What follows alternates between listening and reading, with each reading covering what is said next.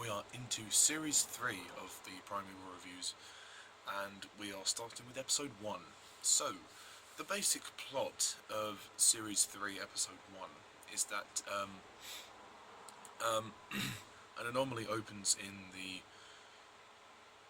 British Museum, or Natural History Museum. I think it's the British Museum, and the team have to go and stop this sort of like crocodile-like creature from escaping. Meanwhile, an Egyptologist named Sarah Page gets caught up in all of this, and she kind of gets press ganged into the adventure, and then in the end she joins the team. Captain Becker is the new military, is the head of the security military. He is assigned to protect the team. Also, the minister has tightened up security on the Anomaly project.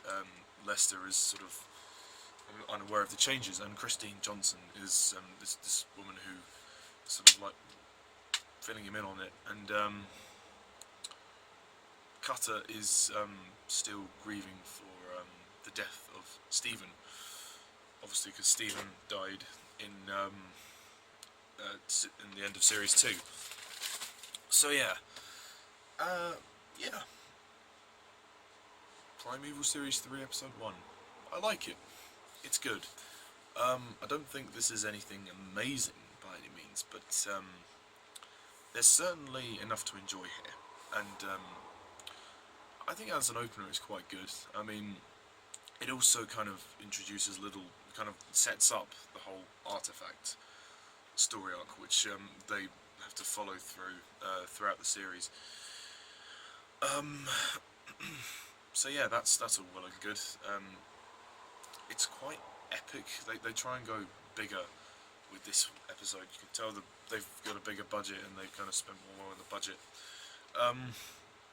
I think the selling point of this episode is the introduction of Sarah Page, who is the newest member of the team, as well as Becca as well. But Becca, they don't really focus on Becca very much in Series 3. But Sarah, she's good. I like Sarah. I like her. She's quite I suppose you could say sparky. She's, she likes all the Egyptian gods and stuff. So she's very interested in that kind of thing. She's intelligent. She's quite she's really knowledgeable on mythology, which is like Cutter finds her very useful. So yeah, and Laila, played by Laila Rouass, and Laila Rouass is good. I like her as Sarah. Sarah's never been my favourite character, but I've always liked her. And this episode introduces her brilliantly. Like she works at the museum. She does lectures for children, educating them about Egyptology. So yeah, she does her homework. She knows her stuff. And it's great, sort of how she kind of just stumbles upon the team. Obviously, apart from Stephen, because well, he's dead. So yeah, and you can tell also that Cutter is at his lowest low. He is depressed. You can just tell that from this episode. He's quite depressed. I mean, just from Helen, the way Helen betrayed the team, and also just because of Stephen. Stephen's died, and he was his friend, so he's still grieving over that. And you can tell that Jenny is really warming to Nick Cutter, and so she's like, "Oh, do you want to go out for a meal sometime?" So yeah, that's really sweet. I thought that was a nice gesture from Jenny. For the most part, this episode is pretty much just non-stop action. They're going right into it. Series 3 literally just throws you in, whereas Series 2, at the beginning of that, they had this sort of sense of mystery of where's Claudia Brown. This, obviously, it's kind of the flashbacks from Series 2 and Series 2 Episode 7 when Stephen died. It's that's well edited together. This episode, I don't think it has the best creature. I think the creature's a bit lackluster. It's alright, but it's basically just this crocodile thing.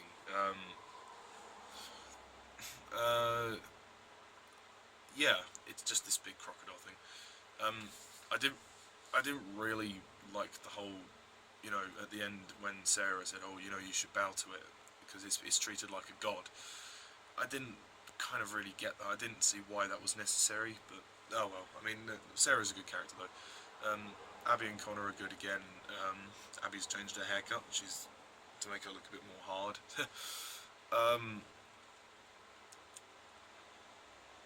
Yeah. I mean, there's not much that stands out really. I mean, it's basically just setting things up. Becca doesn't really do much. I feel that Abby doesn't really get to do much either. She goes off with Cutter, and they have a little bit of a chase around, and Connor's good here. There's not much to say about episode 1. It's just bringing you in. I liked Christine Johnson and Lester. I liked how Lester was quite involved in this episode. And Jenny's like, "We have a serious issue. A creature has broken out into London," and he's like, "Can't you look it up in your big book of dinosaurs?" I quite like that. That was good. Lester continues to be funny. The plot isn't all that good. This episode is mainly just to introduce Sarah and kind of, getting over the events of Stephen's death. And, it's really just to bring Sarah into the team. And Sarah's a great character. I like Sarah. Throughout the series, you'll see her again. I mean, this series is 10 episodes long, so, these reviews are going to take quite a while. But, yeah, no, for a setup, it's quite good. And the artifact segment is good. And also Helen's brief cameo at the end to find out Helen actually has the artifact is interesting. Yeah, as an opener, it's quite good. It's a lot of fun. I don't think it's anything brilliant like we had in series 2 or series 1, but it's a good fun episode, and it's paced well enough. It does get a little bit slow in some of the scenes, but I think for the most part it is pretty entertaining, and it's a good start to a good series. So I'm going to give it a good solid 7 out of 10.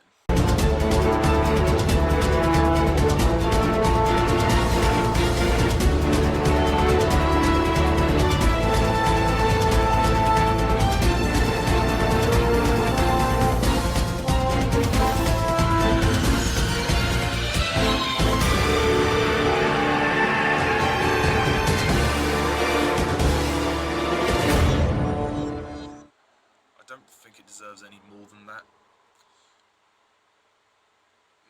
Yeah, that's it really. So yeah,